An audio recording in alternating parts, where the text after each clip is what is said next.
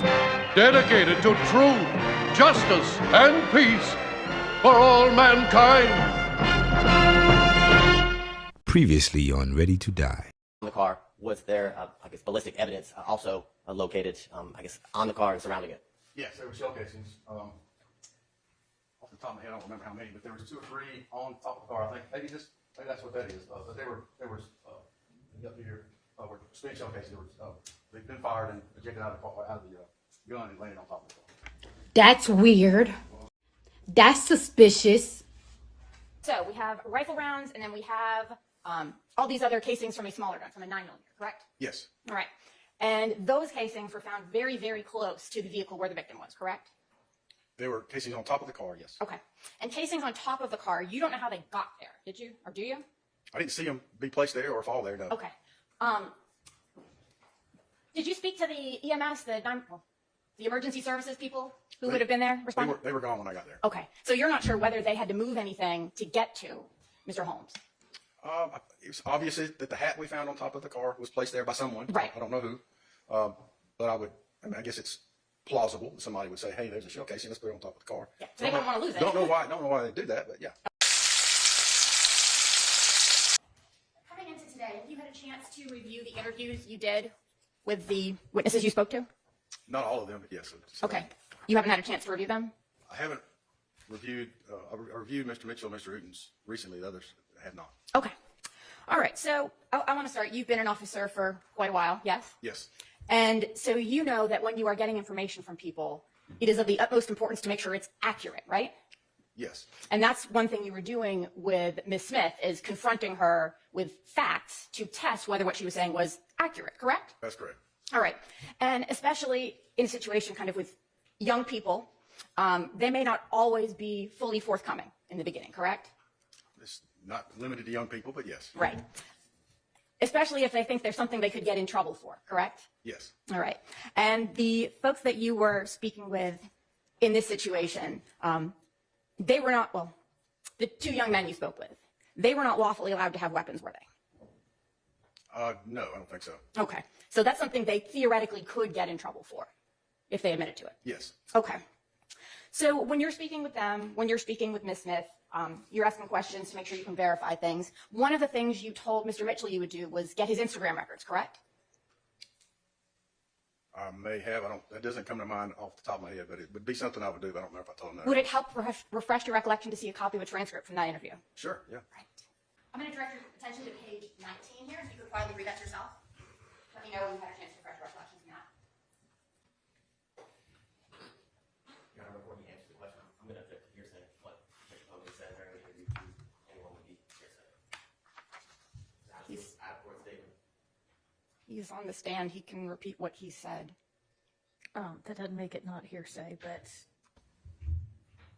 And I can ask whether he asked somebody. I think it's not hearsay in this circumstance, so overruled. I mean, in this circumstance, it would be. That's overruled. Okay.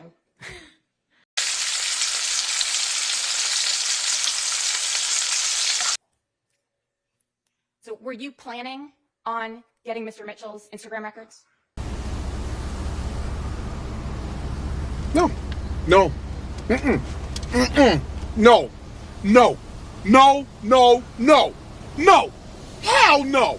No. No. I refuse. No. No. I may have been. It's hard to say. This is a lot of years ago, so it's part of my tools that I use for in each or any case that I have that I work. If there's an opportunity to pull those, and I need those, then yes. But I don't remember if I wrote a warrant for his Instagram or not. Okay. You certainly said if you have the opportunity, you certainly had the opportunity, right? Yes. Okay. And with those, if you had them, you could come back to him and say, hey, was this true? Was this not true from what you told me, correct? Yes, I could. Yeah. Okay. And Mr. Mitchell and Mr. Eaton, they were both cooperative, correct? Yes. So if you wanted to follow up with them, they gave you no indication that they wouldn't speak to you or anything like that. They were readily available. Yes, not at the time they were cooperating with me that day. Yes. You didn't attempt to contact them any other times, though, did you? I don't recall doing so. No. Okay. So in this case, do you recall what search warrants you did take out? No, not all of them. No. Okay. Do you recall taking out warrants for Instagram records? I do. Do you recall whose records you requested? No, I got little rods, I got ballies. And without going through the index on my report, I can't tell you exactly, but I know I got little rods and I got ballies. I got Rodelius Ryans, and I got Damon Blaylocks. May have got Mariah's and Brazy's as well, the Tierra Hartfield and Smith. Okay. What was your purpose in getting those records? It's any information there that might help with the investigation. Okay. Did you look at those records? Not personally, no. I looked at some of the pictures. It comes in a format. Again, as I indicated, I'm not a computer guy. I'm not even on social media. I gave that information to somebody who could put it in a format that was easier to read, and then those people looked through it, and they let me know what they found. So it wasn't for you to get more information. Someone else was supposed to get more The information. information is going to come to me. It just didn't come through me. So at what point did you get the information of what was contained in those Instagram messages? When they gave it to me, I don't know what day it was. Who's they? I don't remember who the analyst was that did the examination of those records. Okay. And the examination of those records, I would assume you included in your report? Some of them, yes. Some of them. Could you let me know then when? I assume if you put them in your report, it says then when you got them, correct? It says when I put it in the report. Let me see. I mean, that's something you would put in the report, right? When it jumps out at me was from February the 26th of 2019. Somebody sent me an Instagram post on that day, and it was a short video that showed Mr. Ryan riding in a car. Okay, but that's not the Instagram records, right? It's from Instagram. That's not the Instagram records for which you obtained a search warrant to get so you could get more information, correct? I haven't verified it, but if it came from his Instagram and I got a search warrant for his Instagram, then yes, it would be in there. I Right. just got it before I got the search warrant records back. I'm sorry, if you It was repeat that last posted. part? It was posted. Somebody saw it. They sent it to me. If my search warrant had not been executed and the information sent back to me at that time, it would be included in both records. But I got it before the search warrant records came in because somebody sent it to me right after it was posted. Okay, I think a second ago, because you said you didn't confirm it, right? You're gonna have to. I don't understand what you're saying. I've confirmed it. Yeah. What are you talking about? Well, I think about the content of the messages, you said you did not confirm with the records. I just said I'm assuming. Right. If it's in his Instagram records, I received it before the records came back from the search warrant.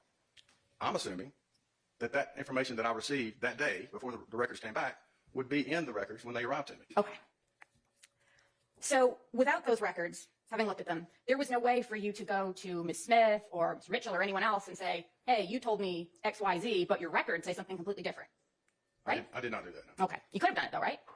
Yeah, sure. And that would have been confirming, right? Sure, yes.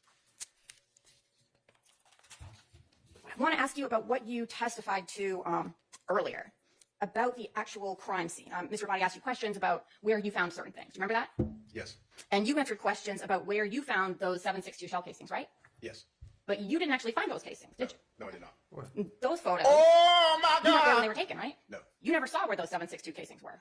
Not physically, no. So when you say you found them, you didn't find them. Someone else did. I said they were found. I'm not sure that I said I did. Okay. When did you learn about those casings? Later on the same day that the murder happened, I was at the office when I got the call. Okay. And when you spoke with Mr. Mitchell and Mr. Uten, were you aware of those casings? As I recall, it was around the same time. I don't remember exactly the sequence of events, but I spoke with them later on in the morning. It was sometime around the same, a lot of things were happening at the same time, that we got the call about the shell cases. That's one of the reasons I did not physically see them, because I was busy at the office. So I asked the responding officer to collect them and supervise them. But I don't remember the sequence of when exactly they came in. Okay. Would it help refresh your recollection to see a copy from your trial testimony? Sure. I'm sorry, not your trial testimony, the last proceeding, several proceedings ago. Okay, sure. All right, I'm going to direct your attention to page 1076 from the prior hearing.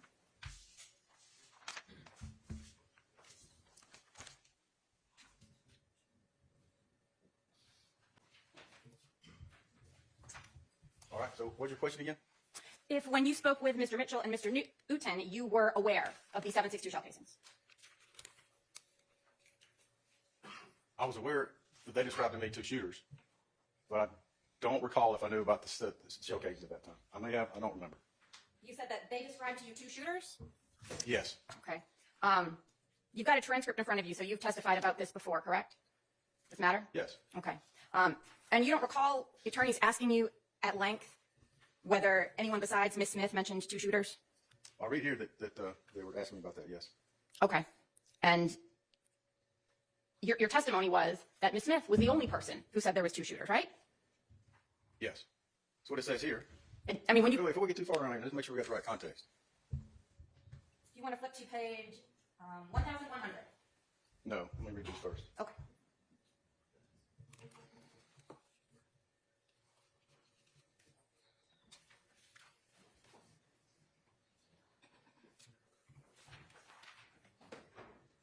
On page 1076, as I recall, they were asking me about my interview with Ms. Mitchell.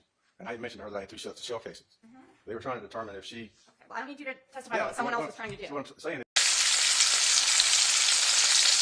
I've been down so long, getting up never crossed my mind. I've been down so long, getting up never crossed my mind. Oh. I've been down ever since the first slave ship. I say the very first slave trip to America. The master said my name was Billy. I said that I'm my story. That's when he tried to kill me. The whip to my flesh kept my black ass in check, and I got no respect from them evil rednecks. They taught me how to behave like a slave, do the shuffle when I'm wrong, and use the nigga slang when I sang. Oh Lord, pick a belly cotton. Oh Lord, pick a belly day. My brother tried to run away, but he was found hanging from a tree. I wish it was me, cause he was set free.